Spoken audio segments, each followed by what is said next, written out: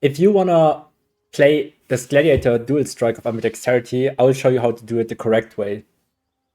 If you like block, if you are melee, if you like full fizz, if you like to be in the enemy's face, and you like Gladiator, and you are a Giga Shed, then you've come to the correct place. Because we are dual striking. It's an off-meta build, so you will see, but it is very comparable to some meta builds damage-wise. It has some downsides, but these can be overcome. Now, first of all, let's look at dual strike of Ambidexterity. If you don't have Mage Blood, if you don't have Replica Alberons, and you don't want to use an Infernal Edge, obviously you can if you want, you will see the damage is in this Atlas Invasion League of Fox. You can see multiple classes. The effective hit pool is not really that precise. So you see that I have Pure Fizz, and currently the highest DPS in Fox League, which doesn't mean a lot, obviously, but it's not calculated very precisely. If we look at the POB, it says around 60 mil, which we'll go over in a second. Let's first have a look at the levels on level 97.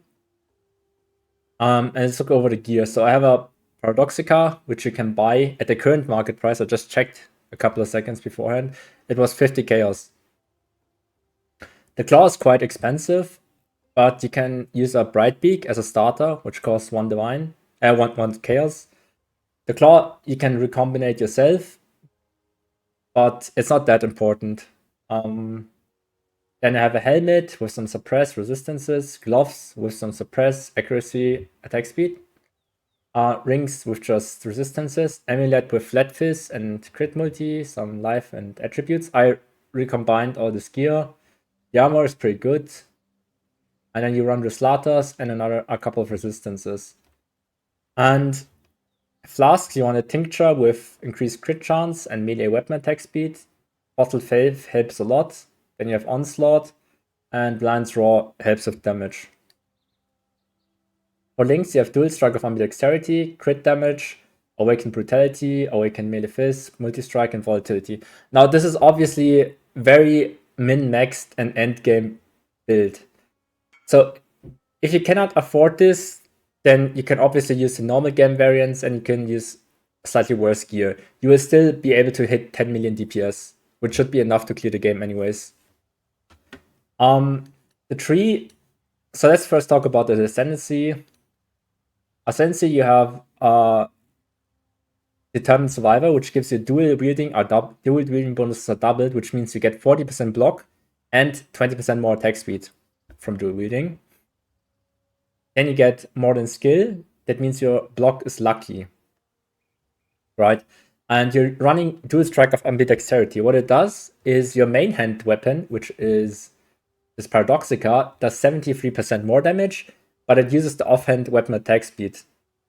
However, it says dealing the damage of both in one strike. So if your offhand weapon also has a lot of fizz damage, it adds it together, and that's very good. Then you have bleeding for the explosions. So in a tree, we skill a little bit chance to bleed, so you have some sort of explosions. And you have Weapon Master.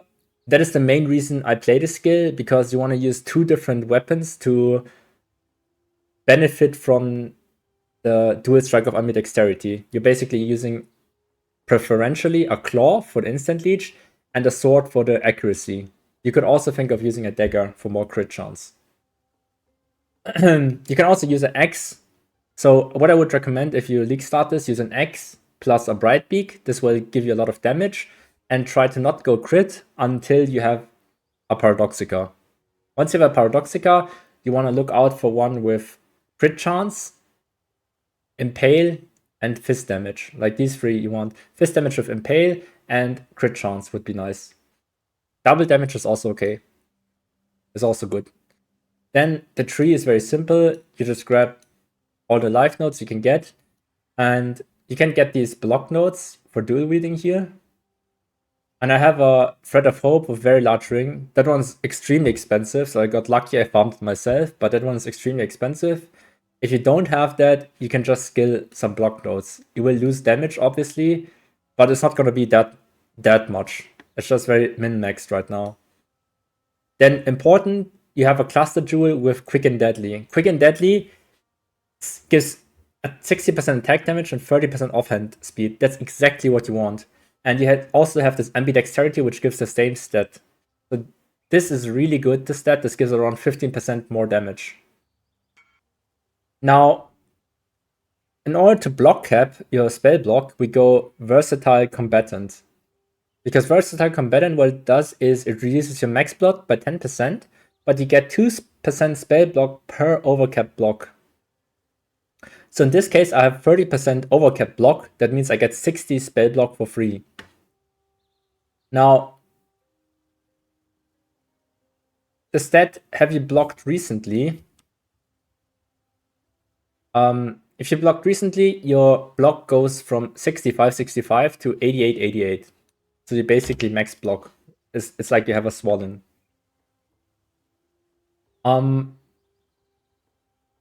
Then I have two of these cluster jewels. I have a very good Watcher's Eye. The only important stat you need is Impale lasts 2 additional hits while using Pride. This is very important. Impale chance you can get elsewhere, also on a tree. It's not that important, but Impale lasts 2 additional hits while using Pride is very important to get. And then here I have Lethal Pride with Strength of Blood. So how this works is you have your auras, which are Flesh and Stone, linked with Arrogance and Enlighten, and then you have Pride, Petrified Blood, Herald of Purity, and another Enlighten. Obviously, if you don't have Enlighten at the beginning, you don't have to use Petrified Blood, and you don't have to use Strength of Blood. Also, you can skill in some aura nodes here, which would basically give you the mana reservation if you don't have Enlighten at the beginning. So you use Petrified Blood, so you're constantly leeching, and then Strength of Blood will give you the additional physical reduction. So you can see if I take it off, I lose 23% max hit, basically. 23% phys max hit. Obviously, I'm aware the max hit is not great, because I focus mainly on damage since I'm a softcore character. But if you would be hardcore, I would probably take all these all-res nodes. I would skill all-res right here. If you reserve life mana, you can grab these life nodes and you can get another all-res here. And then you should be a lot tankier.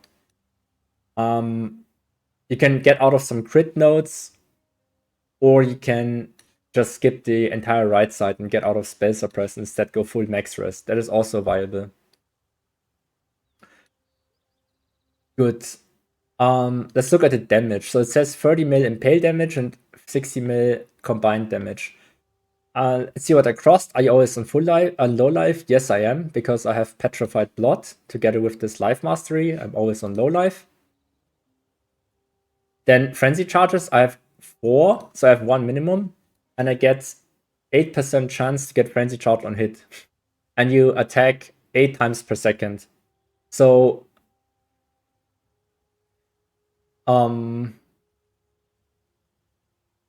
that means you have, let me do quick math. You get roughly maybe, yeah, almost like 1 endurance charge every, I don't know, 1.5 seconds-ish. I think, something like that, 1.5 seconds. So if you want to be more realistic, you can also put like a 2 or 3 in. Because I have 1 minimum and only need 2, so it's probably realistic. Also, we get frenzy charge when we block. So it's going to be around 3 to 4. So every time you block, you have a chance to get endurance charge, frenzy charge. And every time you hit a marked enemy, you also get frenzy charge. Then endurance charge we're free because of my items. I've crafted minimum endurance charge. Fortified from my armor. Rage, I put it on 10. We have rage on hit with the jewel here. If you don't have it, you can just scale 1 node into rage on hit.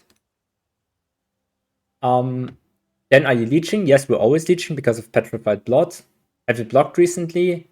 It's not always the case, but if you have it up, your effective hit pool goes to very high. So if you've blocked recently, that's very good. Enemy bleeding, yes. Because we have these bleed nodes down here, which gives us 30% chance to bleed, and which helps us with the explosions. And we also get a lot of crit chance. Is the enemy maimed? Yes. We also have a node which gives maim. Intimidated and crushed is from the Awaken Gems. If you don't have that, you will lose a little bit of DPS. It's like 3 million. It's like almost nothing. And banner. You have a banner planted with around 20 Valor. If you have it with 50 Valor, it gives a lot more DPS. But 20 Valor, I think, is realistic.